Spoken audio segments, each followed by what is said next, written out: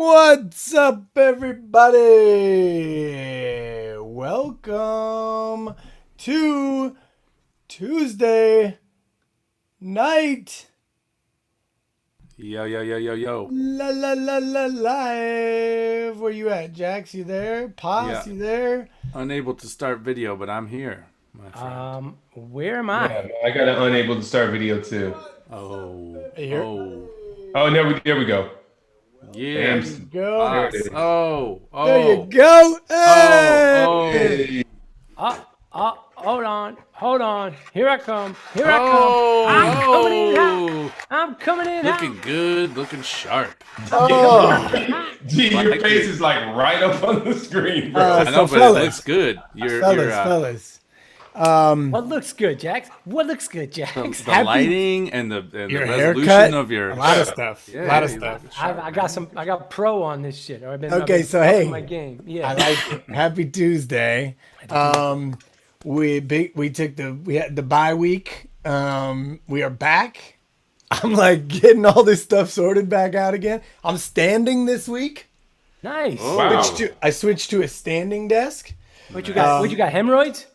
No, I got a fucked up back, Oh. but that's okay. You know, that's just like I crossed 40 and then just like physical ailments start happening, but I'm not letting it happen. I'm not going to let that be me. Standing desks rule, dude. Really? so anyway. It only took you. It didn't happen before 40. It was just at 40. It was 40 fucking one. It's like my birthday Yeah. hit and I just had like six physical ailments. But I'm not going to let that define me. I'm standing and I'm dancing and I'm making beats. How y'all doing? You good? Yeah. All right, let's Got play an a awesome little show. bit. 2 weeks ago, we had Matthew Scholar on, blues harmonica extraordinaire. Played all over the world. He plays with Lori Bell and everybody you've ever heard of. He plays with Buddy Guy. We'll play a little. Bill Sims. Here we go. From a mud blood, everything is muddy. From a guy named Buddy to a kid named Cuddy to a king named Tubby. That's why I spin it. Check yourself for a cotton picking minute. I'ma chop it all up. Respect the Godfather, the big bad boom bap brother Bambada, hip hop globe trotter. Believe you me, I'm like the brown Bob Dylan with my thievery, like Evil D, 'cause I'm minor beat. One stop shop, hip hop minor key, but don't muffle the sound. Keep thumping it loud while you're puffing on something. We ain't fucking around. Take the musical equivalent of pyramids. We bite it and we Frank Lloyd write it till you're hearing it. The lineage will blow your mind if you follow. Make you holla. Do you like American music? I like American music. Do you like American music? I like American music. Everything gonna be alright this morning. You gotta rock it, pop it, 'cause it's the century. There is such a place that creates such a melody. Iconoclastic, bombastic, intergalactic, planetary. Instant classic, fantastic, like Miller from the deep. From the underground and the sound we found, you know we had to keep it funky. Do it for the love, but it ain't for free. See, if you gotta win this money, you're never scared of getting dirty. That's why mine just sing.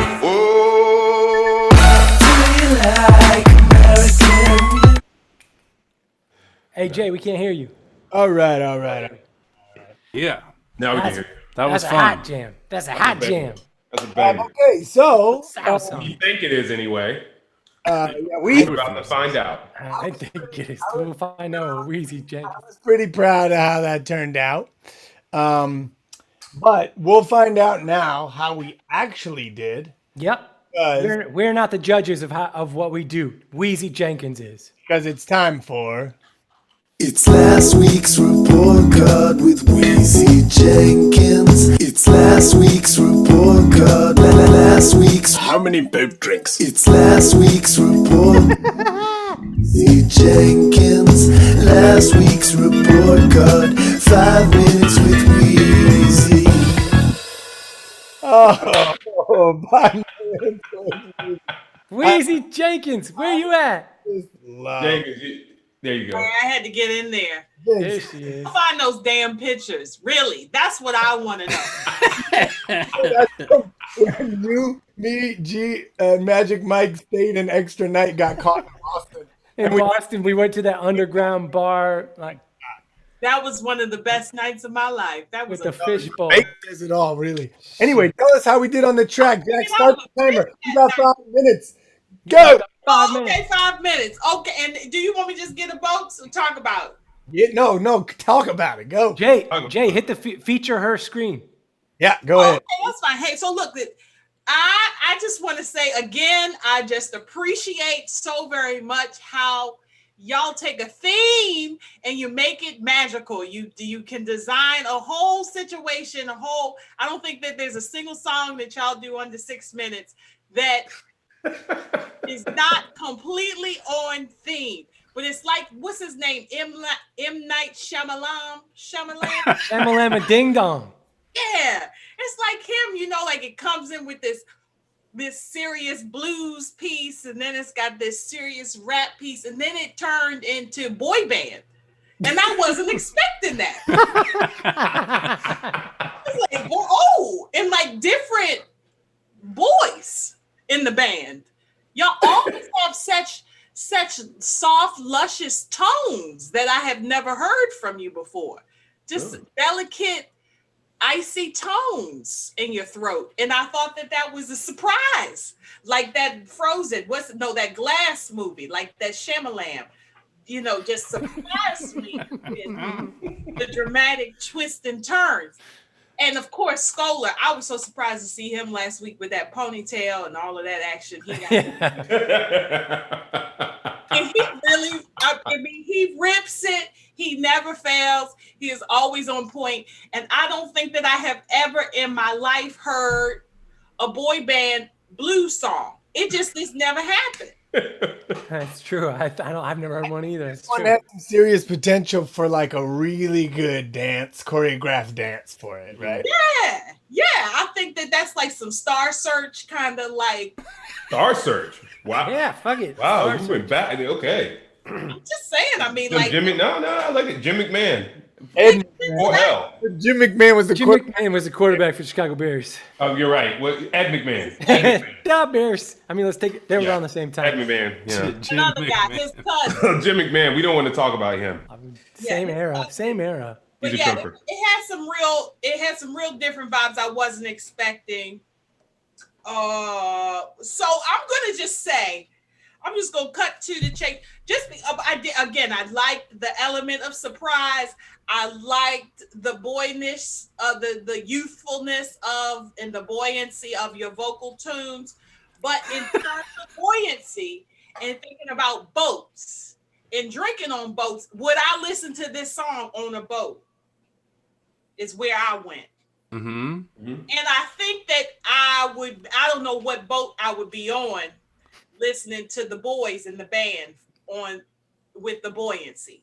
So I would go ahead and say there might be one boat that I could get on and probably live that life. It might be, I don't know that boat. I'm just thinking it has to be one. So for this song, I'm going to give, I love it. I'm going to give it one boat drink.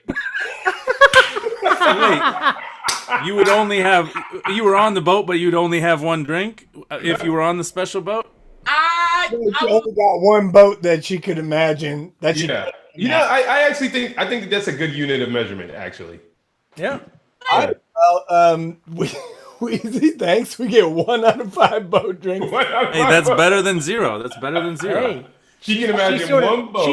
She sort of redefined the scale, because now my mind is blown, like thinking, well, could I have this on 5? Could I listen to this song on 1 boat or 3 boats or 5 boats? I can only picture myself on 1 boat hearing this song. The other 4, I would be hearing a different song. I don't know, but it's not your report card. It is. It's last week's report card with Weezy Jenkins. It's last week's. Now that's week's. How many boat drinks? Last week's One boat drink. One. Not 5, not 4, not 3, not 2, but 1. 5 minutes with Weezy. Thanks, Weezy. Thank You're the y'all. best. We moving on up. I'll see y'all soon. Hey, All right, love you. make sure you snuff out all that voter fraud down in Georgia, all right? Gotcha. Exactly. So get with Stacy. Call Stacy up. I'm gonna call your cousin. Yep. Yeah. All right. Oh, there's the timer. Perfect. One's better than zero, though. And Hey, we've come a long way, baby. without I think that that's a good unit of measurement. To me, like I always judge an album as to whether or not I can clean my house to it. So, like that makes sense to me. How many types of boats would you listen to that song on? There's only one. I'll take it. Yep. That's awesome. It's the rap pack, we got sauce. GQ, JQ, Jackson Pass. Take hip hop, get experimental. Tuesday nights at 8:30 Central. All right. Drink up. This There's special guest is Chad Clark. The rap pack, we got sauce. JQ, Jackson Pass. The rap pack, spit that jive with special guest Chad Clark on Tuesday Night Live. Woot, woot, woot. all right. Hey, just one quick thing. When you guys talk, it interrupts I think the audio part of the feed if you're playing something. You know what I'm saying? Yeah. Just a heads up. Yeah. That's why I mute myself while the thing is playing. Yeah. Here we go. Unmute Chad. Chad, come in. Hey. Chad, Hello. hey. Hey. Chad. I just want to, before I say anything else, I want to point out that JQ started this off being like, I'm an old man, and very quickly was dancing around the room. It didn't take any time. And I just want to say I love you, JQ. You're always been the same guy. Chad, I got icy hot on the back. I got ice. I got Must icy have kicked hot, in immediately. I got icy hot patches. I'm icing every night. I don't care. I'm not gonna let a bad back turn me into an old man. You know what I'm saying? I appreciate it. I appreciate it. You just let age do that. Yeah. So Chad, talk to me about how we met. We were on a bill together while Them versus Them was touring and Beauty Pill was touring, right? Yes, I think we. Am I wrong? Was it like a tiny little Michigan club? That sounds right. That was our best state. We just stayed playing Michigan. So that sounds right. And I remember like a sort of like another band on that bill that was kind of like a Violent Femmes-ish trio.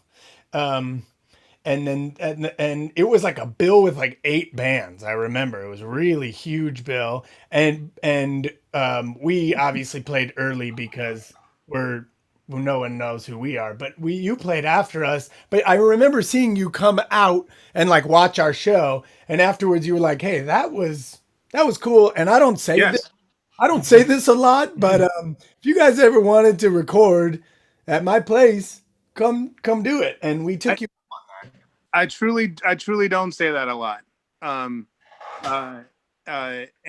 I remember just really, I don't want to be too emotional, but really just thinking like you were just the best. You were the best. I think that you were an amazing performer. You were fearless. And once we actually did work together, you were one of the smartest and warmest people I've ever worked with, and I truly adore you. Oh, well, you know, the feeling is more than mutual, Chad. And I remember working in that studio with you and watching all the Star Wars movies, the original ones. Right. And I remember you taking me into the back studio where Ian Mackay from Fugazi was baking tapes, and then he had 1 to 2 shots before they got too brittle. And Right. he was digitizing and backing up all the original old Fugazi tapes, the 2-inch reels. Yes. Wow. And it was just so cool. What an awesome experience. Also, you had mentioned in our email chain about when we were at New Blue. Was it called New Blue? Or it was like just a blue light, and on Avenue C somewhere in New York. 6B. Yeah, was that the okay? That was the name of it, New Blue. New Blue, and Nice. and the Brazilian girls were formed there. But there was another band that played there too. That were like some of the members of the Brazilian girls, and they were recording in another studio while we were there recording with you, Chad. No shit. Right. I do remember that. I do remember that. Like a bunch of this kind of like DC, New York, sort of like psych rock dudes. Right. Yeah. Totally. Hey, Chad, it's awesome. It's awesome to hear you talk about my brother that way. It just warms my heart. That's how I love feel. that dude. I love that dude. I would do anything for him, for real. Yeah, man, me too. It's awesome. Even come on the internet, which Chad doesn't even. I know. So thank you, Chad. Yeah. Yeah, can I just interject for a second? So just so our fans know, there's still a 4-person feed happening on YouTube, Facebook, and Twitch. Chad is going non-video tonight. Chad That's is audio, it's not a yeah. glitch. We're just having him in audio only. Yep. Chad, talk to me about this music. When I talked to you about doing this, and you were like, I don't do online things. And I was like, I promise this will be fun. And then you were like, actually, I was thinking about this piece of music that might be good for you. Can you explain to me sort of about how that came about? Okay, so I happen to. This is a piece of music that I wrote a while ago. It was a song which is called Cloud Jitsu, and it was about the night my dad died a year ago, and he died of dementia, and watching him fall apart was really rough, because my dad lived by his mind, and just watching his mind go, it's not something I would wish on anyone. But so my brother, there was a period where my dad was still driving. He shouldn't have been driving.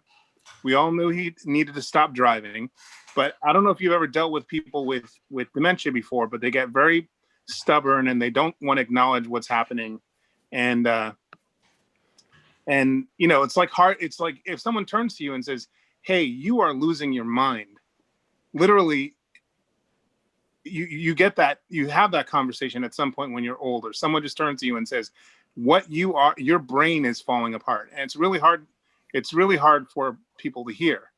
And my brother, my stepmother, and asked me and my brother to help, like basically intervene with my dad.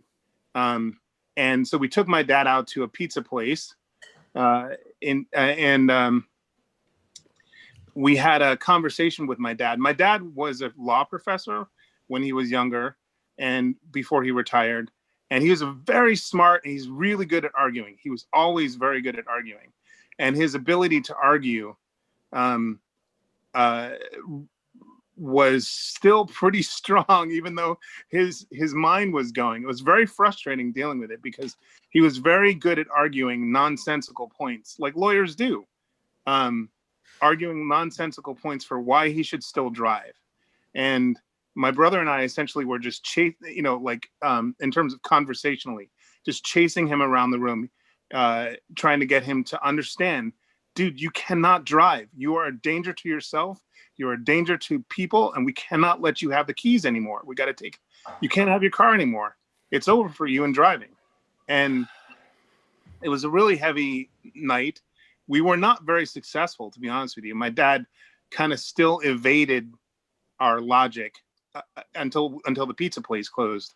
And I wanted to write a song about the frustration of that moment, trying to talk my dad, who I love. I can't even express. I have so much respect for my dad. Trying to talk my dad out of driving. I wanted to write a song about that experience. And then I ended up writing this other song, which is related, which is that my dad, my brother is a lawyer.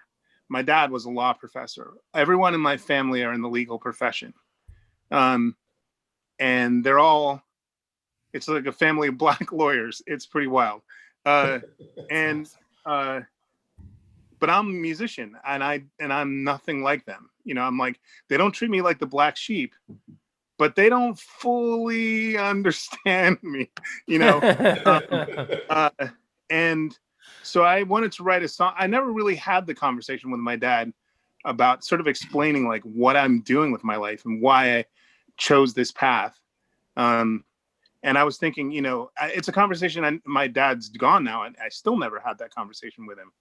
And it's a conversation I would have liked to have had with him. So I started to imagine that if we had gone to the pizza place and not just talked about the driving thing, but talked about my life and me trying to explain to my dad near the end of his life, hey, I want to explain to you the choices that I've made. I want you to get to know your son as an artist and what drives me.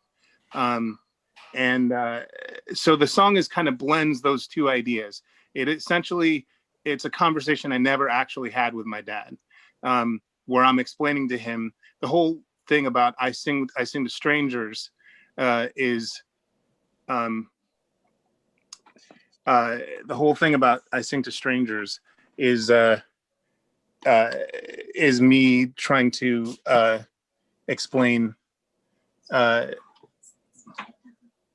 on one second. Sorry. The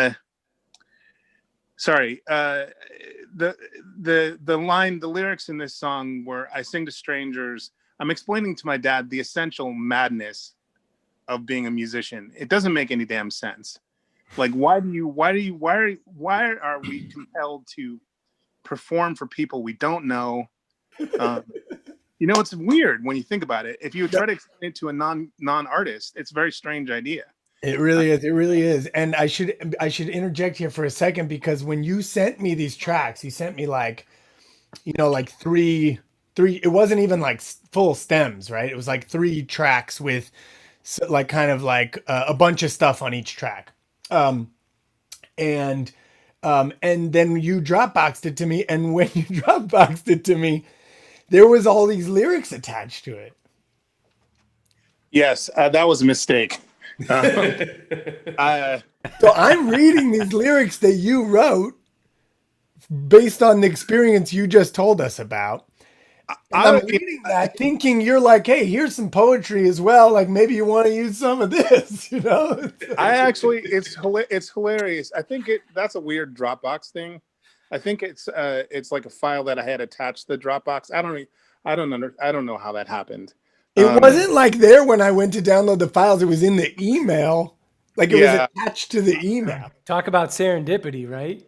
I was totally embarrassed about it. I was like, as soon as you said, I love these lyrics, I'm like, what lyrics? What are you talking about? I didn't send you any lyrics. Oh, wow.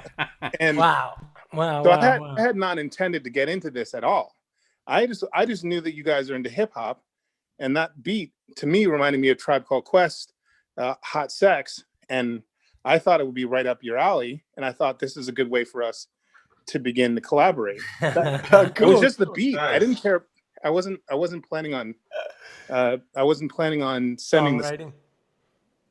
I just knew you would get the vibe of I just knew you'd get the vibe of the music, and the music is not really, you know, is sort of contrasting with the whole sadness of everything I just said about my dad and talking about explaining my life to my it's bounce. It like bounces. Yeah. It's a happy. It's like a vibrant little tune.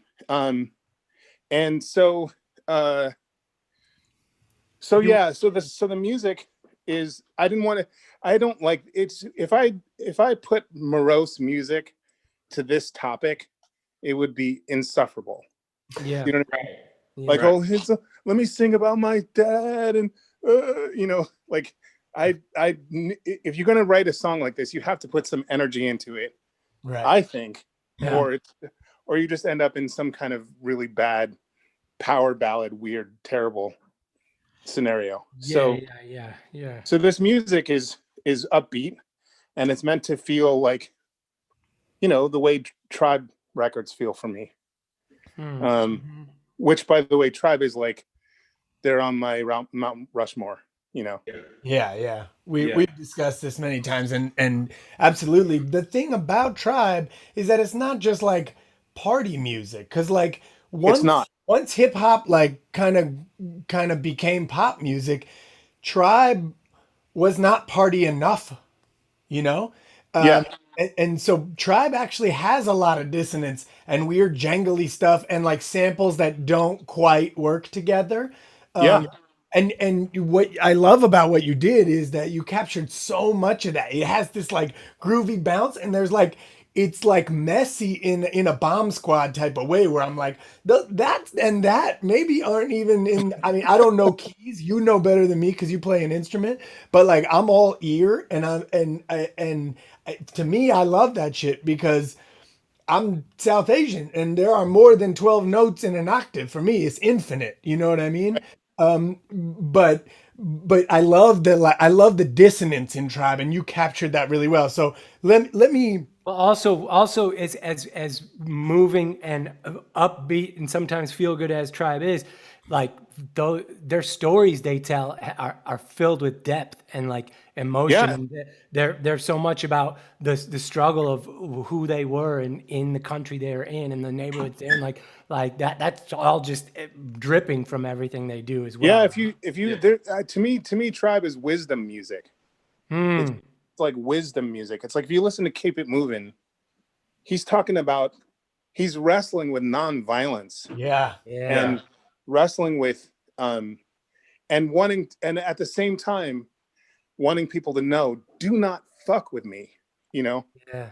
Like And at the same time, like throwing in like drink a lot of soda so they call me Dr. Pepper. Like, you know, like never got heavy with it, which Yeah. is sort of the brilliance of it, you know? Yeah, I was gonna say, but to me, one of the brilliance of it is honestly of their music was also like the joy that I guess that's they actually like they had all those different things in their palette, and there was always kind of an overarching sense of joy. It's almost like when they woke up in the morning, they made the choice to enjoy life Have fun, right? despite everything that they saw. You know what I mean? And you And there kind was of get that through their music, you know? and there was a constant sort of vibe of cunning, of like being smart, actually Oh, yeah. talking about Oh, being yeah. smart. Oh yeah. Yeah, for sure. Hey, I want to get in. I'm going to share a screen and we're going to go into the beat. And then, Chad, maybe you can take us through I can't even tell what some of the instruments are in here. So hang on a second and let's go.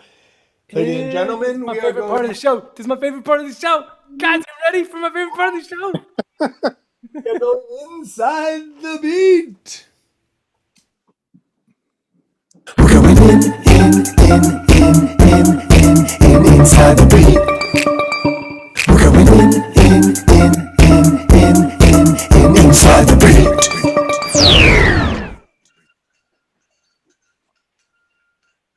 Can't hear you. Can't hear you. Give me a second, buddy. Give me a second. Also, your audio is a little hot, just so you know. Yeah, exactly. I was just it's a little. Wait, the audio of the video or my mic? The audio of the video. Audio to video. Sometimes you guys are always telling me to turn it up. So okay, here that should be better. Let me know. Keep me posted on how that sounds because there's a way for me to really gauge. So you guys can see what I'm dealing with here, right? Mm-hmm. All right. So see these samples that say Cloud Jitsu? Yeah. The only thing I know, Chad, is that you're using an MPC, which makes me extremely happy because that was my first piece of gear for beat making, at least as an adult or as a overgrown adolescent. I use it because I'm a middle-aged man. But here, I mean, it's still a standard bearer. Here's one of the tracks.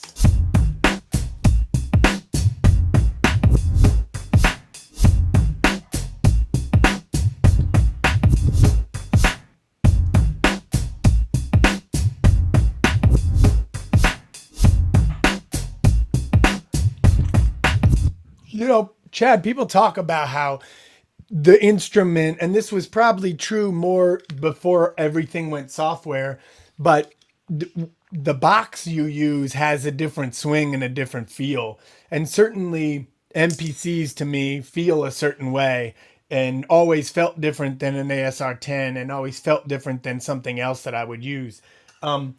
What is this? Why does this beat scream MPC? What is it? You know what? Honestly, I don't want to cut what you just said because it's true what you just said, that the tool absolutely has a tone and it has a vibe, it has a sort of, it pushes you towards certain things. But the truth is, you can hear in that beat the records I grew up listening to. Yeah, that's true. Yeah. Just And the drums, like the way the drums program and kind of lock, you know? it's just like a head rolling thing. Yeah. It just got to make your head roll. But I don't. What is the bass sound there? Oh, that's a good question. Oh, that might just be bass guitar. You're playing bass on that, yeah? That's what I thought. I think so.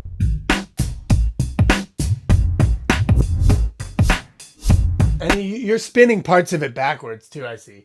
Yes. So the second stem you sent me was this.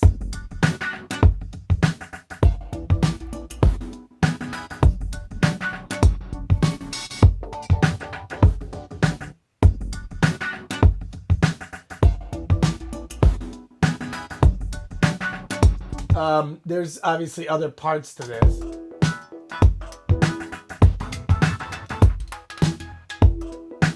I don't know if you can hear. Can you hear that those are all tuned elements? Yeah. Yeah. Like there's notes behind those. Yeah. So those. Yeah. Jay, can you That's- turn it up? Yeah. Turn it up a little bit, Jay. All right.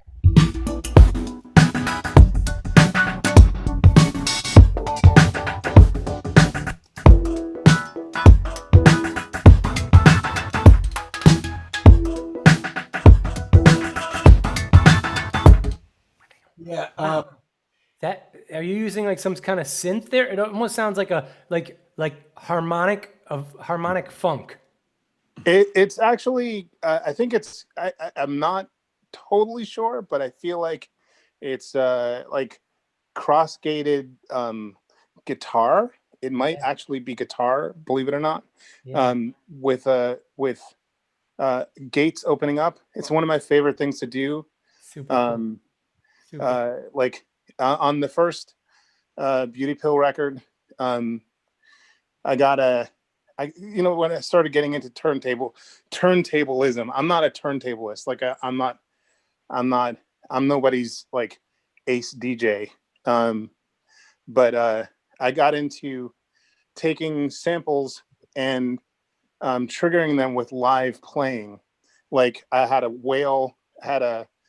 old like thrift store vinyl 1960s whale sounds piece of vinyl, and Nice. and it's like musically useless, but if you gate it, if you have someone play drums or play bongos, we actually had bongos or congas, I think, and we use the congas to just trigger the whale sound. Yeah, Trigger the whale sound. that's the kind of thing I like to do. Super cool. That's so the conga or the bongos trigger the opening of the gate. Yes. Dope. So you make that thing sort of sing and then lockstep into the rhythm of the beat. Yeah. Exactly. So it's a sustained sound that is running, that is only opened up on certain beats. And you can do it with an MPC. In this case, I did it with an MPC, but you can do it with almost anything. It's more fun when you have a human, like a person just who's imperfect playing. Like if you get a good drummer who's got a good but non-robotic kind of. Then there's like swing to it, right? Yeah. That's the kind of thing I'm into. That's dope. I'm learning stuff here tonight, which I love. Super cool. Then Cloud Jitsu, the other thing you sent me was originally on top of the rest of it. And I actually separated it out because this was the part to me that was a little more melancholy. And here I'll play it for you. Oh, Nope, that's not right. Hold on. Here we go.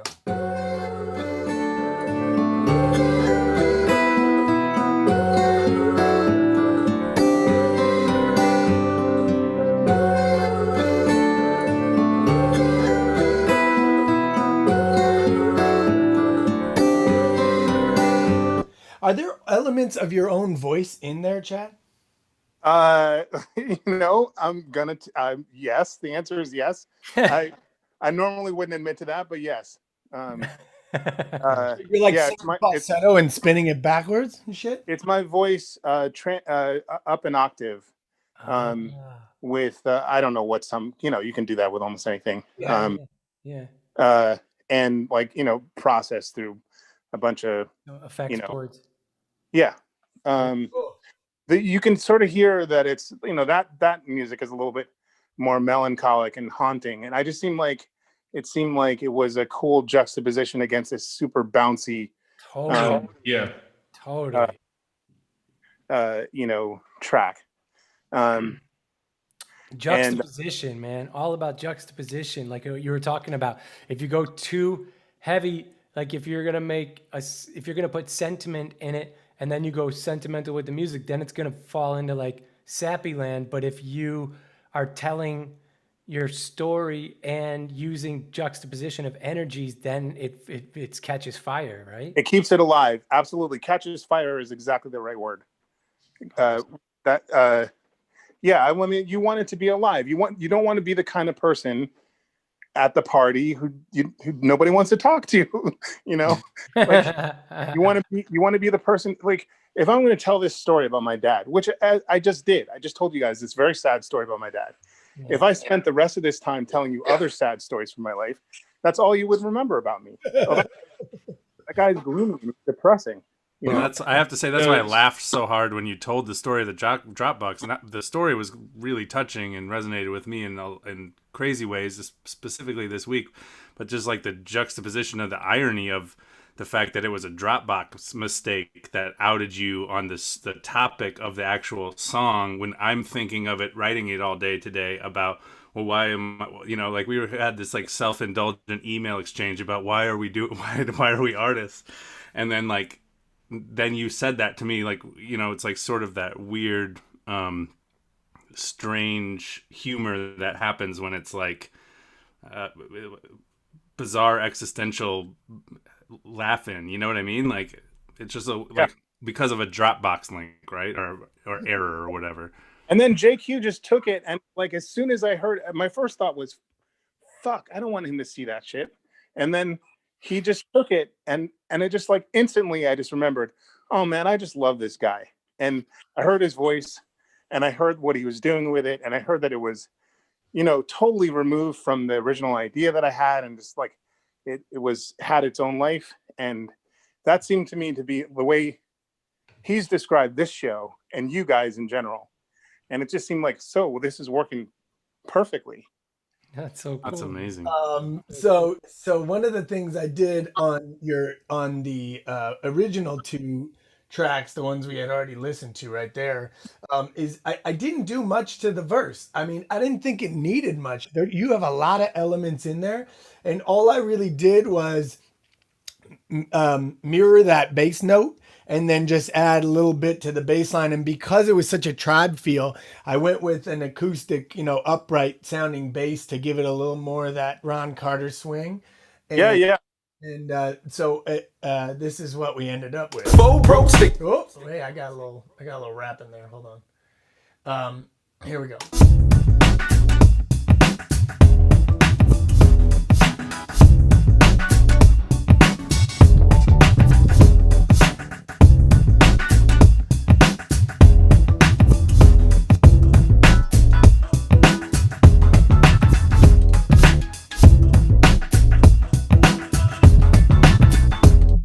Okay. I sing to strangers. Now, before we get into that, so that's what we ended up with. That's like the rap part. And to me, I think also a lot of times people forget, like, rap is a solo instrument. And so, you just want great drums, good bass, couple of things happening, and you need a big pocket if you want to do a lot. If you want to do a lot with it vocally. Exactly. Yeah, you can't have a lot of. It can't be too congested. Yeah, exactly. Because we sometimes, I go that route and then I end up having to drop so many things out or dig it out. And then I'm doing like sort of corrective EQ mixing, which ends up being a sort of chasing my tail situation. Painstaking. I've been doing too much of that The, shit. the thing I say is remove everything that is not the song. Yeah. Hmm. It's like Awesome. a sculptor at that point, right? It's like Yes. chiseling. I know that's I know that's how a lot of people make music is they make tons and tons of layers and then chip away everything till it looks like a song. I'm more of a mosaic artist. I think I like little pieces and adding little pieces till I see a picture. But here's what we ended up doing. So I separated out that sort of this guitar part, right?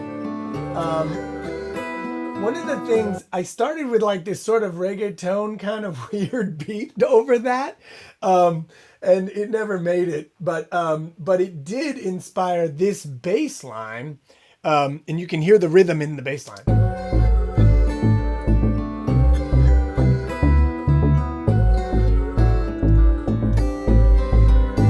I was almost going like dance hall kind of thing. But then when I took out the original drum break I had created for it and added in the just like a four to the floor more rhythm, it made that bass line shuffle in a different way. And so we ended up with is.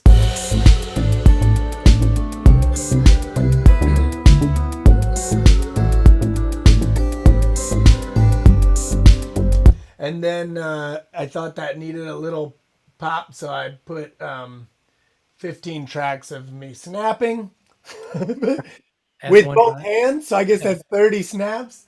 Nice.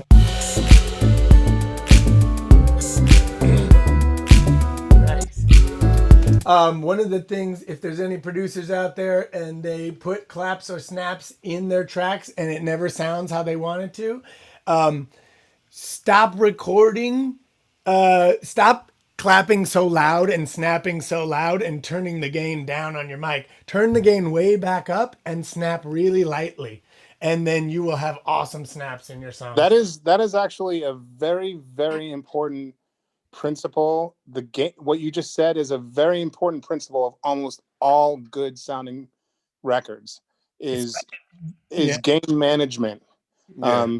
Is the sense of detail. It's like a lens. It's exactly what you just said. Like snapping loud and then like it makes more sense. Like a lot of times, like let's take Fugazi, because I know that we mentioned Fugazi. The drums in Fugazi are not actually played that loud. People that imitate Fugazi, drummers that imitate Brendan Canty, bash the shit out of the drums, but he's not actually playing that loud. He's getting a balance of impact versus sustain. Wow. And that's coming in. And then they just keep and that's loud in the mix without taking up all the headroom, right? So it has force and it has energy. It's exactly the principle that you just said about turning up, working quietly and then using gain to bring in more energy. That's a very important principle. I wish more musicians understood that and played with it, because it's something that's available to everybody. You don't need fancy gear to think like that. That's awesome. Yeah, that's just a mic and recording. That's, exactly. And listening to what each song calls for, because then there are times where you have a part where you're like, it's got to call. It's an adjustment, like you said. It's a lens, so it does change depending on what you're focusing on, right? There are times when if you want to get a screaming vocal across, you're going to have to scream, and that's going to be loud, and so you got to it's this endless dance of voltage and air that is an important part of the art of recording. And if it's the one thing that I wish most it's something that I really wish that most musicians cared about and put into their art. And it's exactly what JQ said about snapping and getting that across. Awesome. Cool. So I took Chad's words that were accidentally attached to the Dropbox, and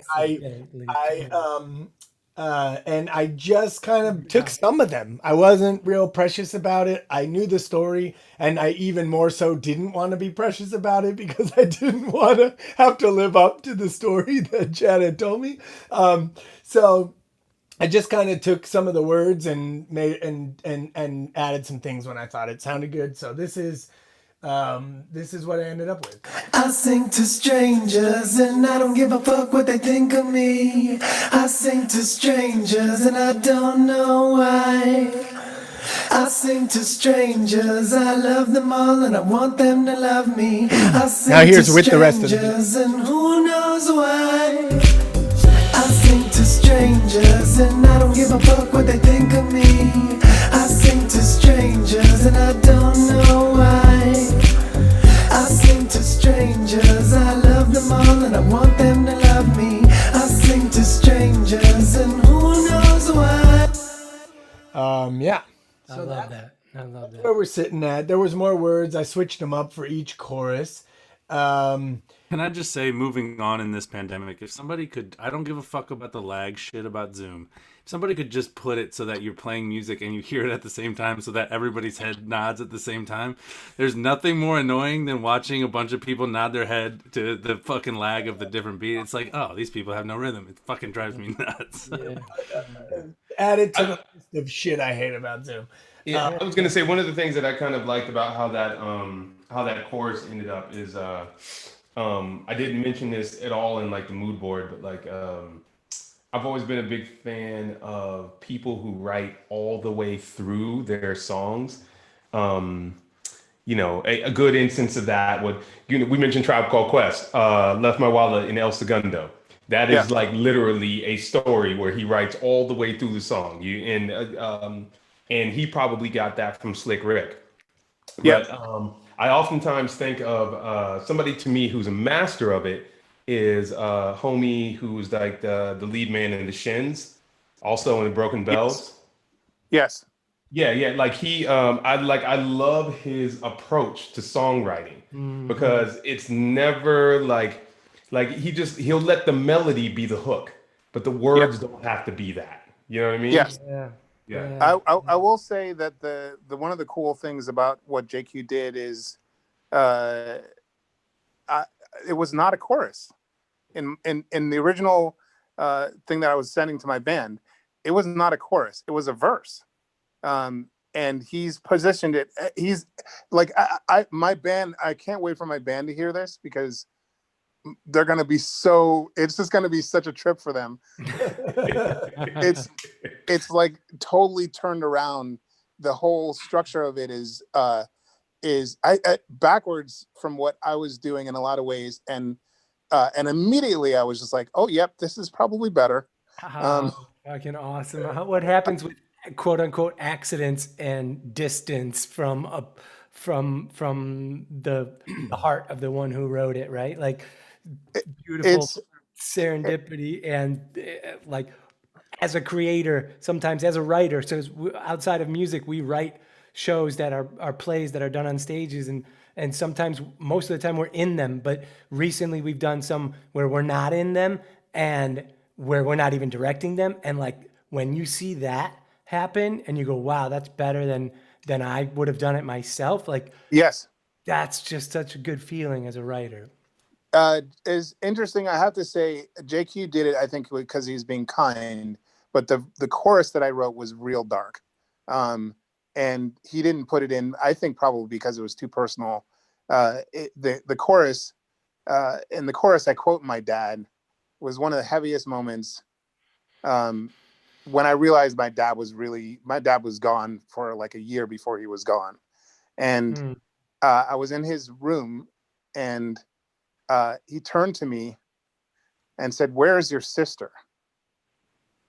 And I don't have a sister. He's my dad. He's saying, my dad is saying to me, "Where is your sister?"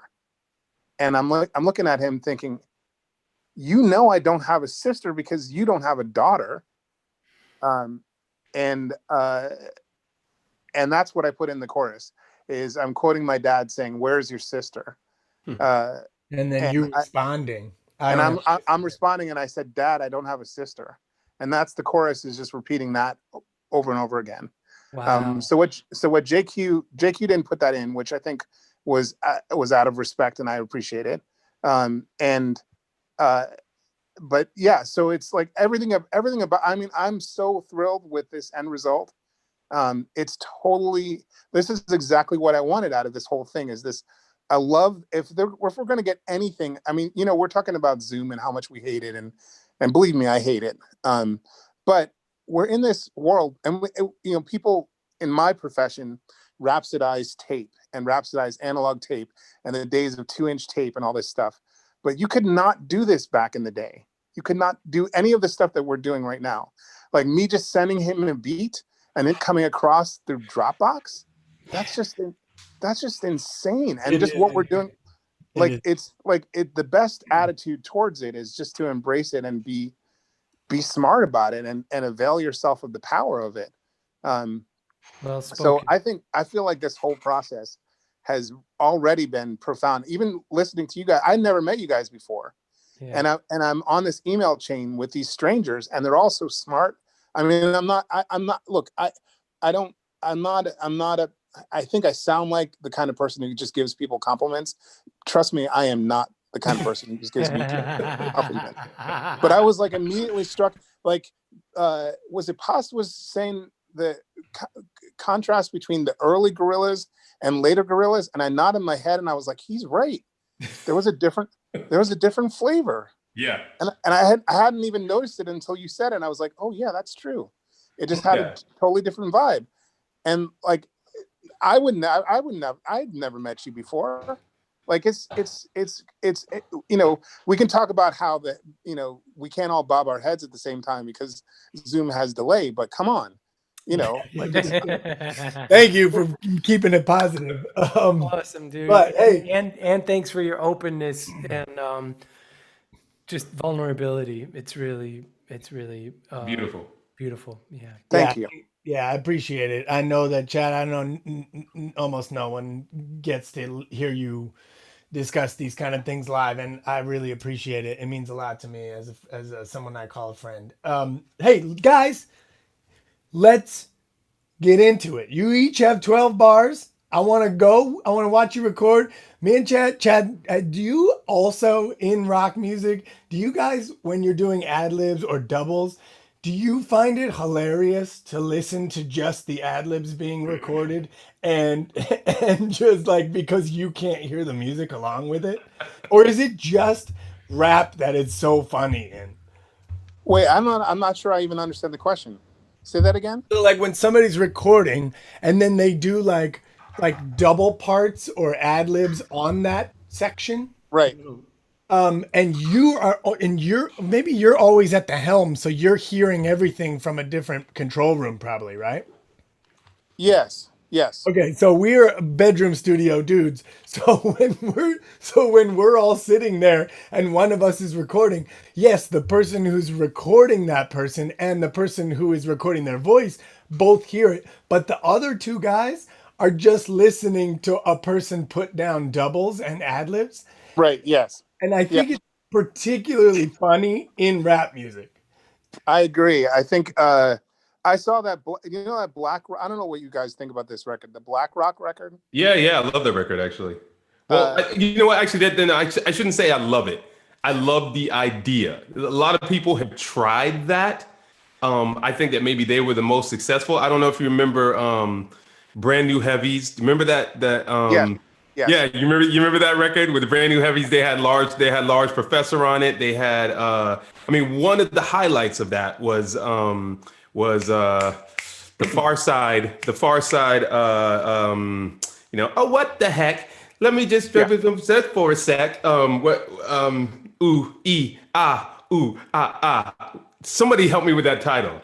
Anyway, Soulflower, Soulflower, brand new Heavies remix. Soulflower. Yeah, exactly. That song came off of that record. And I always remember I was always kind of disappointed in how like it seems like being able to control the elements, being able to control the elements of the instruments and the actual sounds with a band, being able to actually engineer it the way that you want to, and then putting rappers on it seemed like it should work. But there's always this weird thing where somebody is overplaying, kind of. Yes. And I kind of felt that way about the Black Rock record, but first of all, the Black Keys are just, they're gods to me, and they clearly understand pocket and understand their instruments, and they understand they understand a vibe. So I felt like they actually conquered a vibe, even if sometimes it was too messy. You know what I mean? I love that record. I was my friend Joel Hamilton produced that record. Nice. And I was in the studio for a lot of it. And it was absolutely comical how these like rap gods like doing their, as you say, ad libs, just like it's just something so hilarious about it. Sometimes ever. I love listening to just ad libs. If I just want, like, if I'm having a shitty day, I just go into our old songs and then solo passes ad libs and just like fucking start crying. I'm laughing so hard. It's like my favorite shit in the world to do. And I really think like passes in general are extra funny. I don't know what it is, Pass, what you do, but it's like they're better than mine because they're a little less like a little less predictable. Yeah, exactly. Well, I think that's what it is. That's what it is. I try to actually to double things that you shouldn't actually double. You know what I'm saying? Where the real weird Pass comes out. That's my shit. All right. We're gonna pop around and listen to people record, Chad. Okay. I will say one other thing, Fugazi related. Go for sounds it. like I'm obsessed, but you guys start recording. Yeah. And me and Chad will talk. Which is that Ian MacKaye always said that he doubled his vocals in the moments when the audience would sing along. Oh, which is a really interesting idea. Like I never thought about that. That's when you double the vocal when you want people to join in. Otherwise, you have a single vocal. Oh, that's cool. That's cool. I went down sort of a rabbit hole of like your like stuff. I was YouTubing like beauty pill stuff, and I was checking out like various videos, and I was watching your Tiny Desk show. And then I ended up like somehow getting into like an Ian MacKaye like video, like into YouTube, and like what video was up next, and like kind of into a rabbit hole. And I went down like a weird Nardwuar rabbit hole Oh, that's the worst. That is like difficult to come back from, actually. Just because it's just absurd and hilarious. But I stumbled on this video where Kim Gordon is asking Ian a bunch of questions, and he looks like 18 or 19. And it is he's talking about the birth of the scene he created, you know? And he's there, you know, she's asking him why.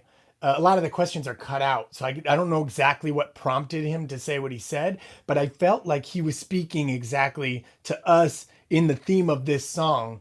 He said, you know, I just feel like there's this great hopelessness.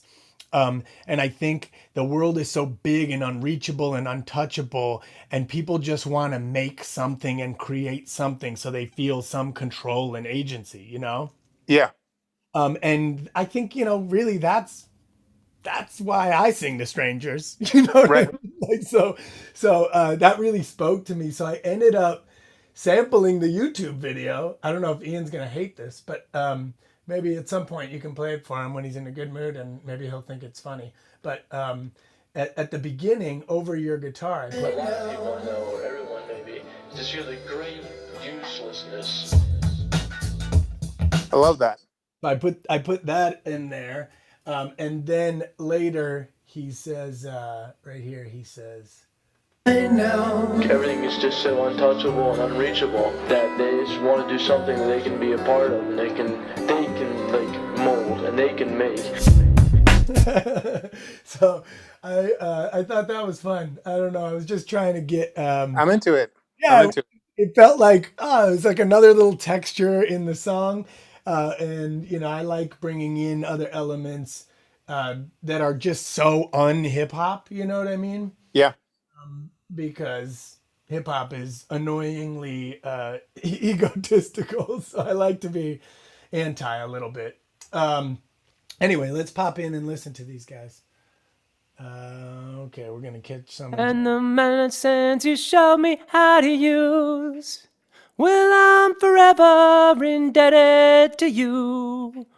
This is my song of gratitude, and I said thank you for being my friend. Thank you till we swim again. Nice. All right, well, G's singing to the beat. That's dope. I did not expect that to happen. The beat is such a boom bap rap beat, but G always brings something kind of out there and different. So we'll see what that turns out like. Let's listen to Jackson for a little bit. Like it or not, a rhyme's still hot if they not on a mic that I bought. I sound too white despite the fact that I might light up the spot. What else I'm gonna do with all this time that I got? I'm gonna probably drink and stay thinking about whether I should stop rapping and keep singing to crowds. A concept that keeps clinging around, but maybe someday they'll acknowledge me for bringing this. Fuck.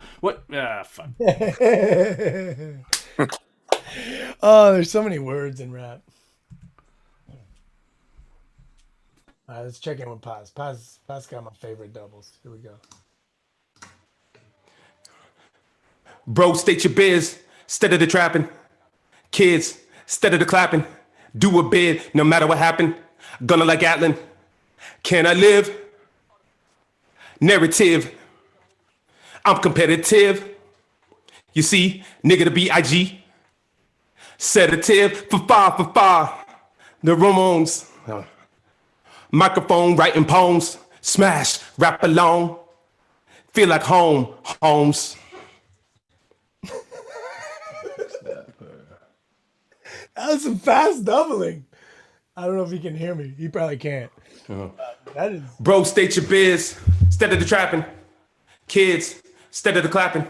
Do a bid, no matter what happened. Gonna like Atlin. Can I live? Narrative. I'm competitive. Oh, let me do that part again. So is this just like Beauty Pill section? Bro, state your biz, instead of the trapping. Kids, instead of the clapping. Do a bid, no matter what happened. Gonna like Atlin. Can I live? Narrative. I'm competitive. You see, nigga the B.I.G. Sedative for five. Microphone writing poems. Smash, rap along. Feel like home, Holmes. For being my friend. Thank you till we swim again. Thank you till we swim again. Chad, is this exactly how Beauty Pill sessions go? It's like It's exactly, yes, 100%. This is amazing. I love it. oh man. All right. GQ, are you there? G, can you hear me?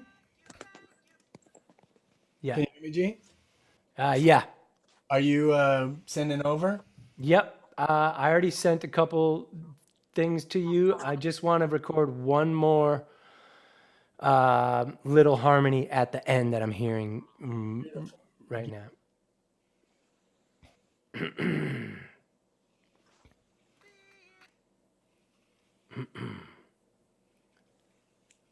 Create audio. Chad, one of the things I like to do towards the end is just Yo, Jay, I'm gonna. I sent you a sort of a tame edit. Tame Vox, but I'm similar to what we were talking about with the snaps, like a little further back without a lot of gain, but I'm also kind of doing a more energetic one. You can listen to that and see if you like it, but I'm going to finish this one with a little more energy too. But just let me know, thumbs up or thumbs down, if you like the one you got, or if you want me to bring some this one too. I can't hear you. You can chat me if you want. Do we swim again? Do we swim again? Do we swim again? Yeah. Okay. You like this one? The one I sent you like? Do we swim again? Keep doing the energy one. Okay, got you. Yeah. So Chad, when you're recording on Zoom, I can get my they have Morley to safe turn line off in there. Zoom, otherwise they hear everyone else talking and recording in their ears while they're recording, and so sometimes we're in a funny situation. Thank you. Do we swim again? Okay. All right, Jay, I sent you my my main earlier, but I just sent you my I just sent you all my doubles and shit. Ad libs. Thank you.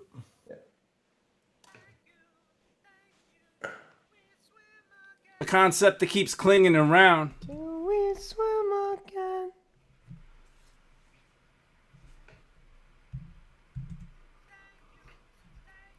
Do we swim again? There we go. But some Something that they can be a part of, and they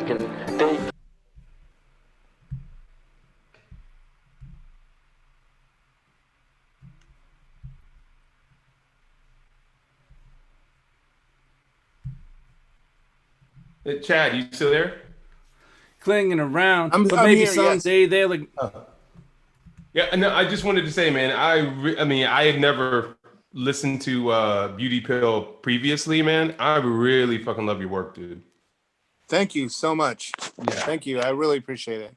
Yeah, and the stuff you're doing, like really the most recent stuff you're doing is out of this world, man. Like, Thank you. Yeah. I mean, what's the balance that you use in terms of like, you know, between like electronic instruments, drum machines, and stuff like that, with with actual like plug-in electric shit? I would say that I strongly prefer, for my own work. I love hip hop, but for my own work, I love people playing instruments. Yeah. That aren't locked to a sequencer. You know what I mean? Like I just, my band is 5 people, including myself. And we added a horn quartet. Nice.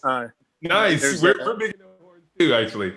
Nice. How recent was that? What'd you say? How recent was that? That's just really in the last couple of years. Okay. They're just this woodwind quartet, and I try to write to include them in what I'm doing. I just love the textures of horns and woodwinds and clarinets, and there's just the tones. I don't think you can get that kind of life out of, at least no, I'm not gonna. You know what? I love electronic music. I was going to say something that would have sounded like I was disparaging electronic music. I don't want to disparage electronic music. Yeah, no, I know what you mean though. I know what you mean. There's a certain kind of like, yeah, I mean, it's almost like literally hearing, particularly woodwinds and brass. It's like you are actually breathing life into it a little bit. Yeah, you know what I mean? There's the air, and there's the truth. There's just the detail and all of they're weird machines, like saxophone is a weird machine. It really is. And they're ancient machines, and there's just something really that I love about it. And we have this woman, Sarah, who is she's like, I would say she's like 15, maybe 20 years younger than I am. And she's this kooky, beautiful, sort of jazz star here in DC. Nice. And she's very creative, and kind of like I definitely have the feeling. I mean, I just to be real, like I know that I'm a footnote in her career. Like I know that someday when this is all said and done, it'll be like, oh yeah, and she was in that band for like a couple of years, you know. Like I definitely feel like totally. You'll get to say one day that you got the chance to play with her. Exactly. That's absolutely the deal. Right. And I'm savoring it and I'm like enjoying it. And I'm like, I'm like, oh, this is happening now. Like I'm right next to like, I'm working with John Coltrane. I'm working with someone who's like one of the greats in my opinion. Wow. So I want to exploit that. Yeah, I was going to say you gotta start making some more records. I definitely do. It's yeah. I mean, Chad, are you using that quartet in all of your scoring work as well? As much as I can. It's hard. The money of it is hard. I have to pay people. I mean, I'm a professional, and I can't live. People got to be paid, and I come from like. I don't like asking people to do shit for free. We know. I just don't like to do it. You know what I mean? Like I just don't like to do it. And so I don't use the quartet as much as I would like because I want to pay them as dignified adults. Sure. My goal for the next year is to move to a place business wise where I can incorporate them like all the time and everything all the time. I would love that. It's complicated because you're talking about 9 people with strong opinions and, you know, like musicians are eccentric, you know, people have different personalities. It gets complicated. It gets complicated in terms of money. It gets complicated in terms of emotional and involved, you know, like I write all of the music for Beauty Pill. But everyone in my band could lead their own band. Yeah. And they know it too. Yeah. And you know what that also makes you, Chad? An amazing chemist. Well, I would like to. I mean, that would certainly be what I would like to be. I've definitely made some mistakes. Like, you know, Beauty Pill was on Discord Records, which is the, you know, famous DC punk label. Yeah. Mm-hmm. And we had to leave. We had to leave that label because it just didn't make any financial sense anymore. It just the parameters of budget and the way that they work no longer matched up with the sort of scope and the scale of what I'm doing with Beauty Pill. Mm-hmm. And I immediately went to I went to a label. There was, I'm not going to name the names. There was a famous British label, a legendary British label that was mildly interested in Beauty Pill. And there was a very small, tiny independent label out of upstate New York that was extremely interested in Beauty Pill. And I was inclined to go with the tiny label as opposed to the legendary British label. That and my bandmates all hated that idea. They were like, "What are you doing? Why are you doing it?" And I went with this small little eccentric indie label out of upstate New York and walked away from, again, only mild interest from the legendary British label. And that was a big mistake. Everyone ended up in total calamity. Everyone in my band hated me for like a year. It was a nightmare. And they had all warned me. They had all, they had said they didn't like the idea. They thought I was being foolish, and turns out it was foolish. So I made a lot of mistakes in Beauty Pill. And so I would like to believe that I'm like some kind of master chemist, putting all these amazing people together. That's the fantasy I would love to be true. Well, that's I think I still would stand by that to be the truth. If you're still together and you're managing that many different proper chemical substances with different properties, and it's like the best chemists in the world definitely made mistakes. Shit blows up. Yeah, You well, know. I'm definitely the chemist who blew shit up. Hey, that's the one I trust. If I meet a chemist who hasn't blown some shit up, I ain't walking down the fucking road with him. Well, I appreciate the positivity. Sure. Hey guys, can I take a moment? Yeah. Am I on?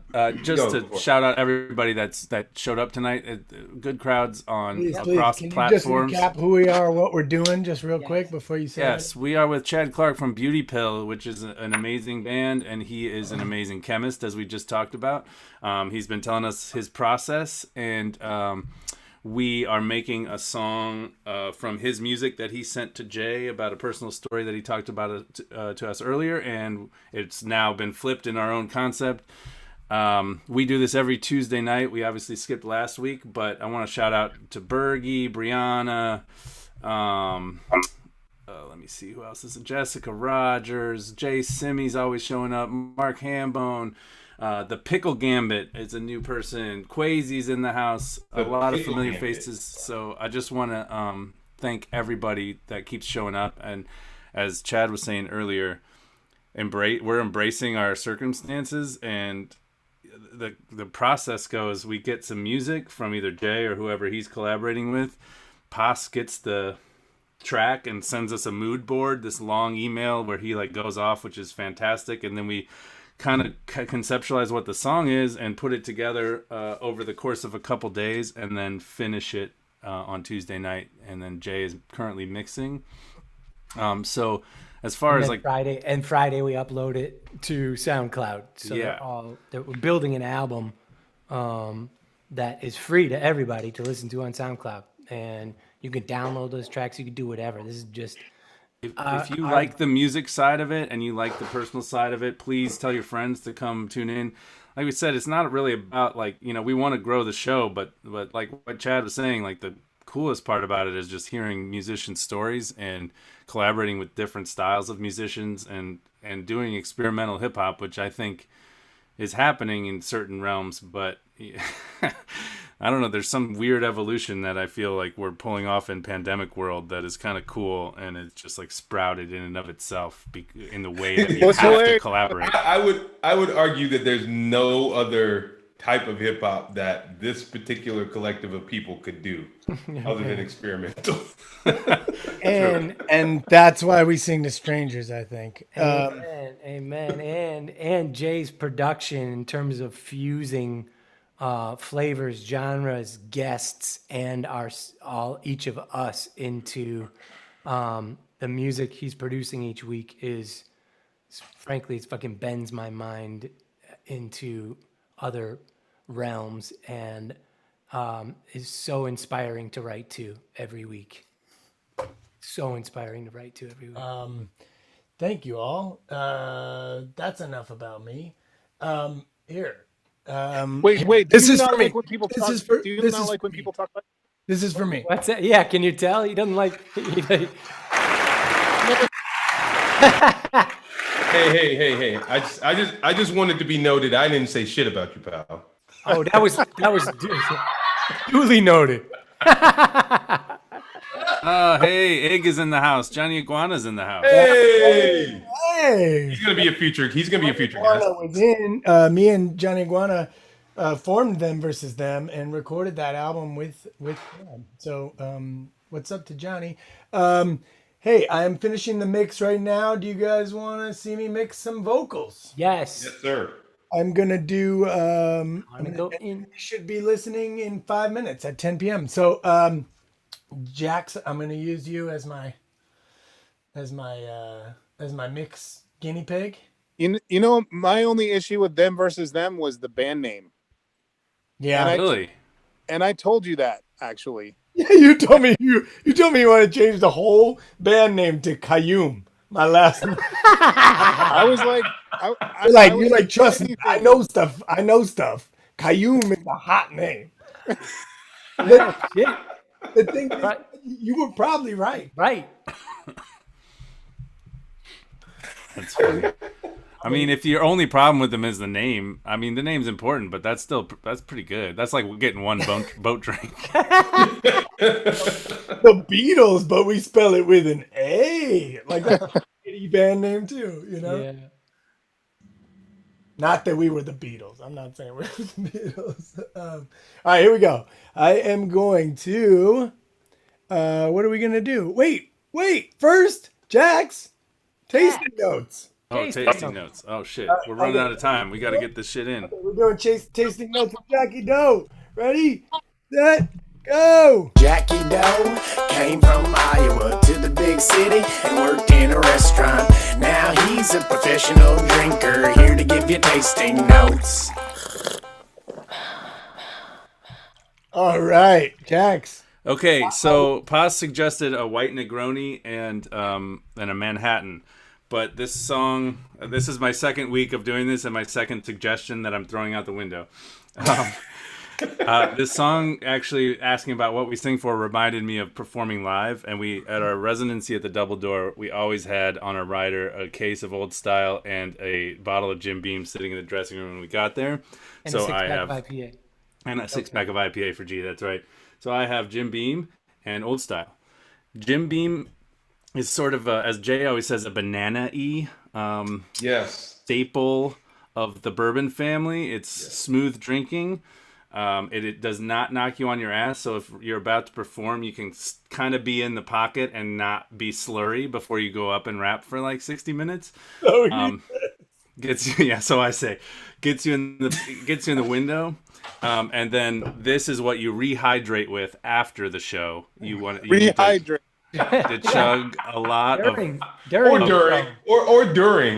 Yeah, but when you're sweated all out and you need to put some electrolytes back in, you go ahead and take 3 or 4 tall boys of Old Style. Cold, it's got to be cold. There's not much to taste. It is a little bit of swilly, and it is a little bit of it's got a watery feel to it.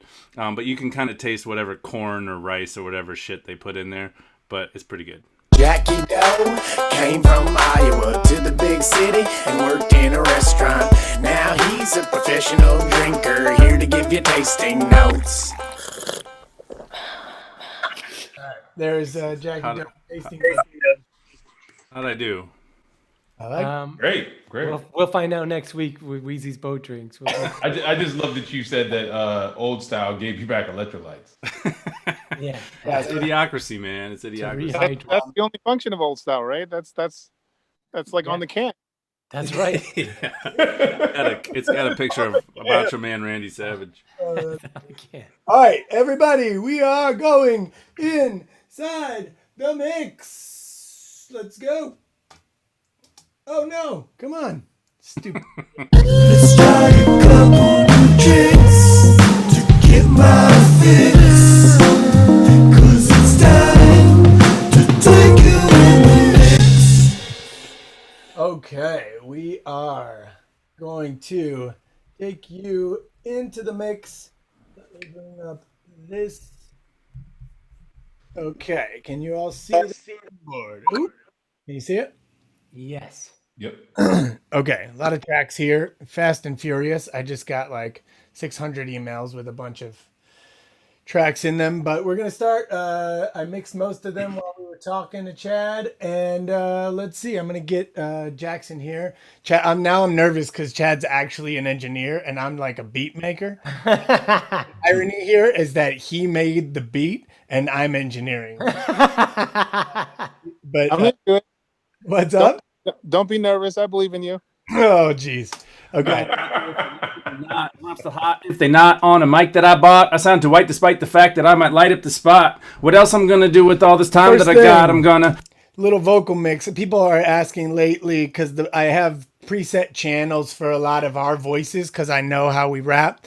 So people have been asking lately for vocal mix stuff. So we're gonna just show a little vocal chain here. Can you see the actual compressor window or no? Yes, we can. Yeah. Cool. So here we go. I'm going out there if you like it or not. The first compressor I put on, I just barely do anything. You want to see that? Probably not go beyond. I'm going out there if you like it or not. Around the hot if they not on a mic that I bought. I sound too white despite the fact that I might light up the spot. What else I'm gonna do with all this time that I got? I'm gonna probably drink a steak. Just like barely, not even to -5. Then I'm going to sit here and I'm going to put on an EQ. I'm going out there if you like it or not. There's a little boominess at the bottom end of Jax's mic, and so I'm just going to like take some of that. I'm going out there if you like it or not. Then I'm going to find the part where it's getting even boomier down in the low end. I'm going out there if you like it or not. A ramp's the hot if they not on a mic that I bought. I sound too white despite the fact that I might light up the spot. What else I'm gonna do with all this time that I got? I'm gonna probably drink and stay thinking about whether I should stop rapping and keep singing to crowd. And then I'm going to find the spot where it gets kind of annoying in the 2K range. So here we go. I'm going out there if you like it or not. A ramp's the hot if they not on a mic that I... There it is. And I'm going to duck that a little bit. And then I'm going to put another compressor on it. And this time it's going to be a little harsher. I'm going out there if you like it or not. A ramp's the hot if they not on a mic that I bought. I sound too white despite the fact that I might light up the spot. What else I'm gonna do with all this time that I got? I'm gonna probably drink and stay thinking about whether I should stop rapping and keep singing to crowds.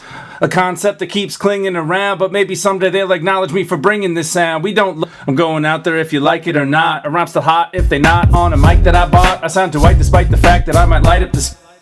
Okay, so I got that. I have a let me grab. Hey Jay, I got a question for you. What's up? Do you ever put your compressor on a bus as opposed to putting two compressors on a channel? Yeah, I do. There's ways to do that where you can route it as like a send and bring it in. I don't know. This is the way I've been doing it lately for vocal chains.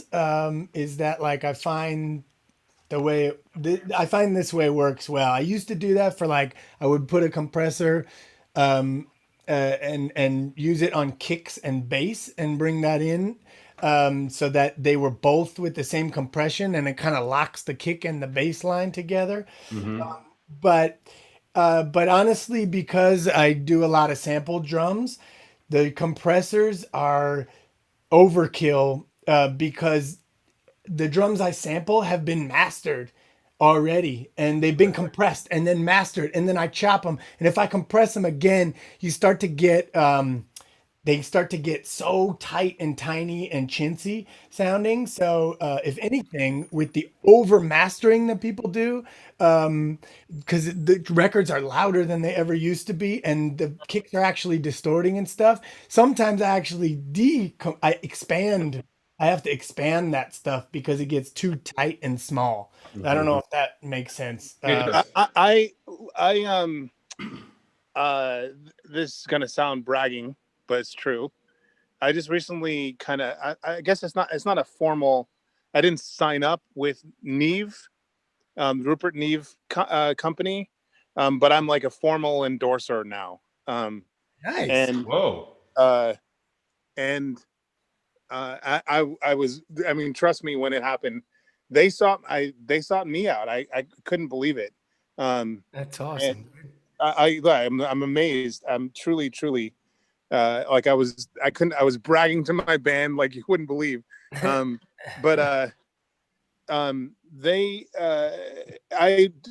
just came out with a new compressor. It's like $5,000, insane shit. It's godlike, but and I wrote a little blurb for it in my role as the endorsing producer, and I was saying that the funny irony is the word is compressor, but you never actually want it compressor. If you say the word compressor to any of your friends, they think that's something that makes it something smaller and more compact. But when you use a compressor, you're almost always trying to make the sound bigger. Pop. You're trying to make it pop. Yeah. And you want more. And you're right. There's a point where there's diminishing returns and it just doesn't feel good anymore. And your body can feel like over compressed music or badly compressed music is really depressing to hear. Just at a physical level. Yeah. If anyone out there is listening to earbuds all the time, you'll know you get fatigue from over compressed music, you know? Yes. but yeah, there's a point where it just stops feeling good. Hey, Chad and JQ, can you guys tell me in very simple terms, in terms of compression, what the threshold, what the idea behind the threshold and the ratio and the makeup gain is? What's the relationship there? I'll let Chad take it, Yeah, go ahead. I'll let Chad take it. Yeah. Okay, so the threshold is the point at which a sound. I'm not a very good teacher, is what I'm learning. The sound, the volume of the sound goes above a certain threshold, and that's where the compressor kicks in. It's not where the peaks, where it squishes the peaks, right? Yeah, where the compressor begins to act, when it begins to respond. So you're setting it's a limit. You're setting a limit to something. No, limit. Yeah, you're setting let's like a membrane, like that the volume goes above or goes through. Yeah. And once it goes through, that's when the compressor will not affect any sound, any sound that is beneath that threshold. Oh, okay. All right. That helps. So if you're singing and you're singing quietly, the compressor is not going to respond at all. It's not going to do anything.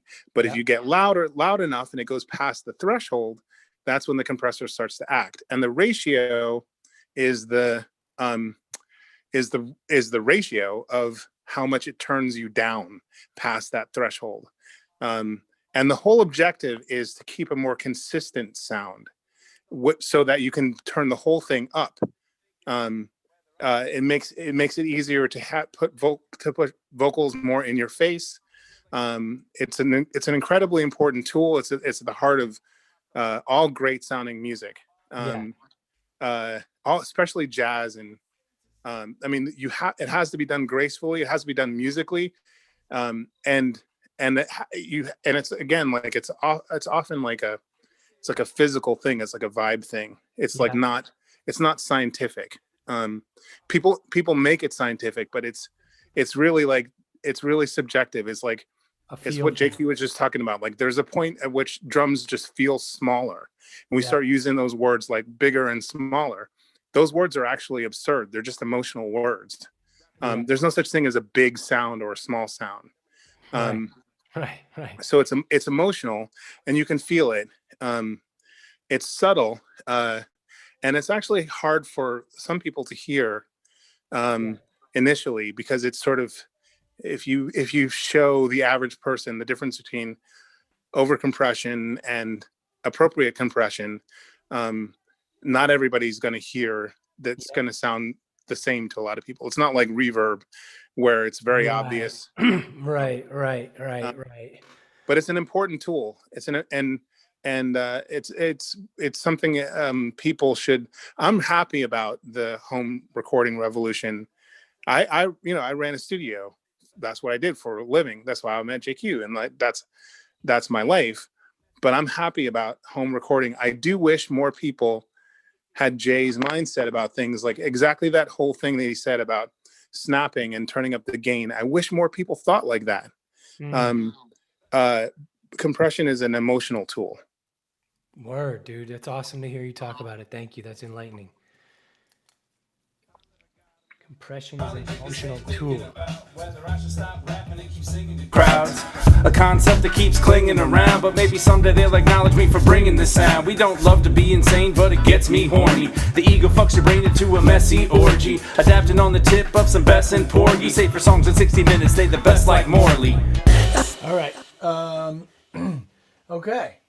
This is the end of the show. This is the rough mix. We'll finish mixing over the next couple days, and I'll do minor tweaks and things, and we will give you the song on Friday morning. So everyone out there, thank you, and we'll say goodbye after this, but you guys want to listen to the song?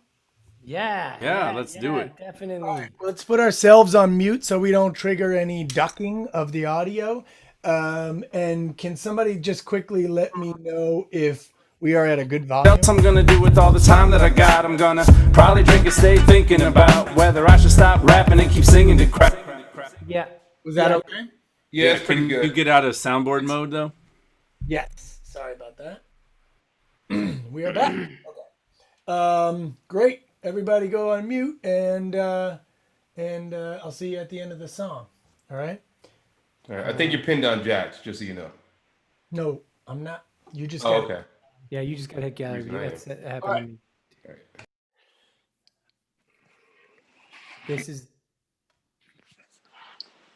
This is Sing to Stranger, the Rap Pack featuring Chad Clark. I know why, I know why, I A lot of people I know, or everyone maybe, just hear the great uselessness. From the faux broke, state your biz. I'm rapping instead of the trapping, cause I gotta raise my kids. Rapping instead of the clapping, I'm too old to do a bid. No matter what happened, I'm an assassin, gonna like Gatlin. I be asking, can I live? I started my rapping to control my narrative. Truth is, I'm only doing it still cause I'm competitive. Just a Georgia boy, you see, like that nigga the B.I.G. I rap cause it's my stimulant and it's my sedative. For five, when I rap I feel like the Ramones. My Sex Pistol never be clashing with the microphone. Writing poems, making a beat to smash, y'all can rap alone. I rap because it feel like home, homes. I sing to strangers and I don't give a fuck what they think of me. I sing to strangers and I don't know why. I sing to strangers, I love them all and I want them to love me. I sing to strangers and who knows why. All the parties you took me to and the medicines you showed me how to use. Well, I'm forever indebted to you. This is my song of gratitude. And I said thank you for being my friend. Thank you till we swim again. I sing to strangers and they pay attention for a good half hour. I sing to strangers and it works out fine. I sing to strangers, sing to strangers cause you're inside of me. I sing to strangers and I know why, I know why, I know.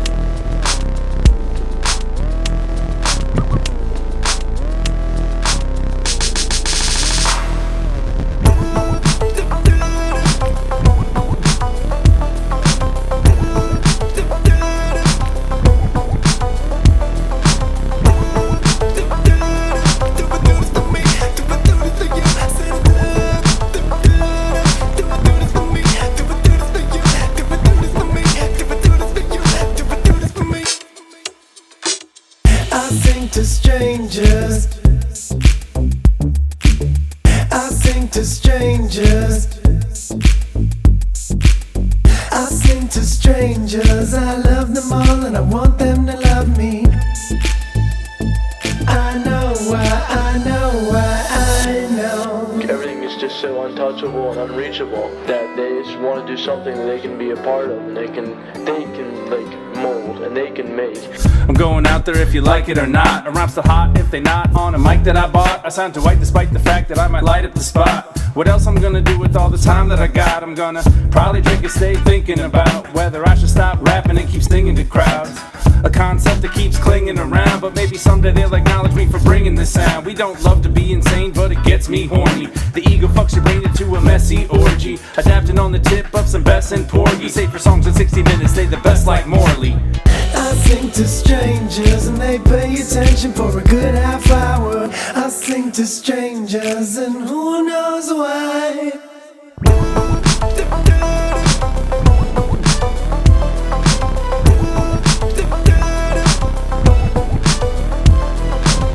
I sing to strangers. I sing to strangers. I sing to strangers. I sing to strangers.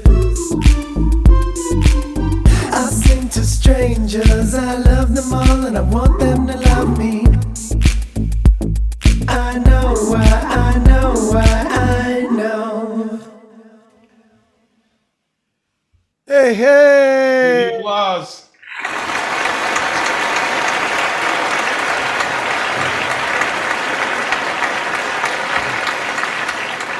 Everybody out there, hit the like buttons on all whatever platform you're watching. Pound the like, pound the like, pound the like. Thank you so much for being here.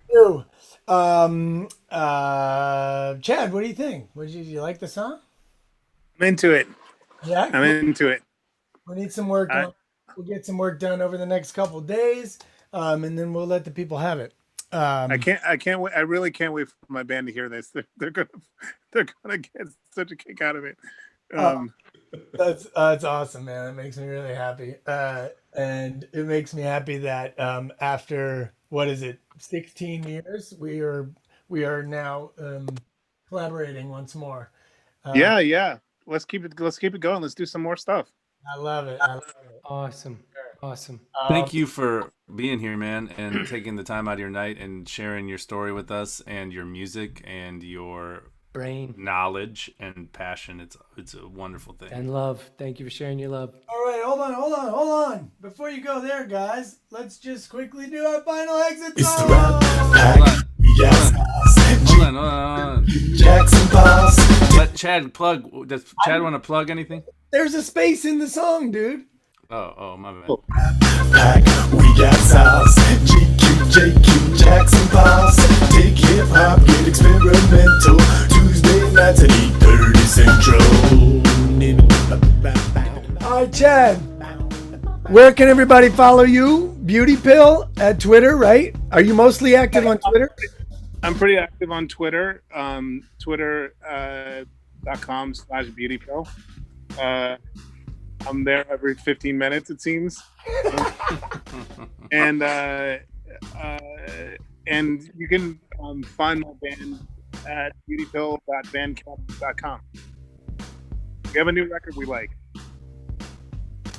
We like it too. It's awesome. Thanks for coming out, and everybody else, thanks for watching. We love you, peace. We got sauce.